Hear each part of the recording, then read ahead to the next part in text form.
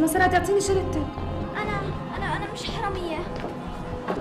بقول لك اعطيني الشنطه. بس والله ما سرقت. اعطيني الشنطه. بس والله اني ما سرقت. اعطيني اياها. بس انا مش حراميه. بدي اعطيني الشنطه.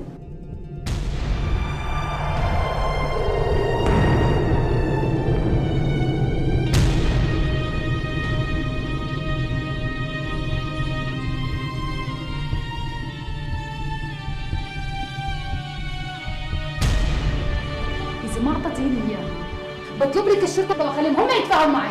شرطة؟ بس كل شيء ولا الشرطة. خدي فتشيها. بس مش هون. يا مس خلينا نفتشها بالإدارة مشان الله. يا مس مشان الله. يا مس مشان الله يا مس احكي لها. مس أحلام، تعالي حبيبتي هاتي شنطتك وتعالي معي. تعالي.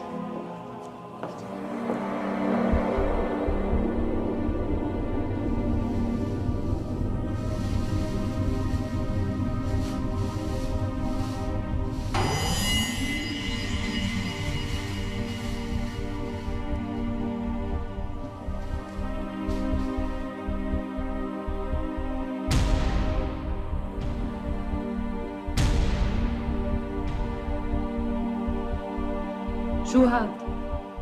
مثل ما انتي شايفة بقايا سندويشات الطالبات. ليش لم البقايا وحطيتهم بشنطتك؟ مشان شو بحكي؟ أحلام، عشان شو حبيبتي؟ احكي ما تخافي. مشان اعطيهم لاخواتي. لأخوتك؟ ليه؟ مشان ياكلون. بس والله ما رح اعيدها.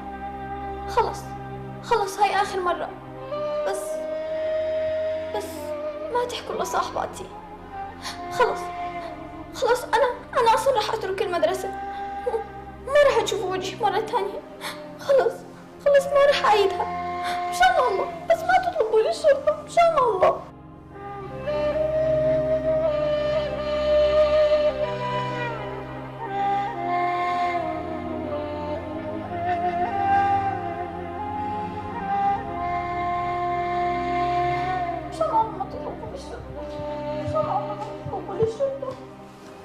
طيب حبيبتي اهدي، تعالي معي. تعالي حبيبتي اقعدي ارتاحي. احنا حبيبتي ما رح نعمل معاكي ولا اشي، بس انا حابة اعرف انتي ليه بتعملي هيك؟ انت مش ابوكي بيشتغل سواق؟ كان. وهلا بالسجن. بالسجن؟ ليش انسجن؟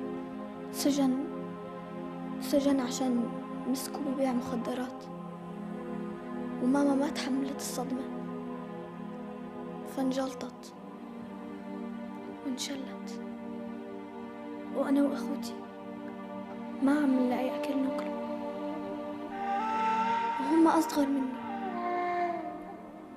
فأنا بحزن عليهم.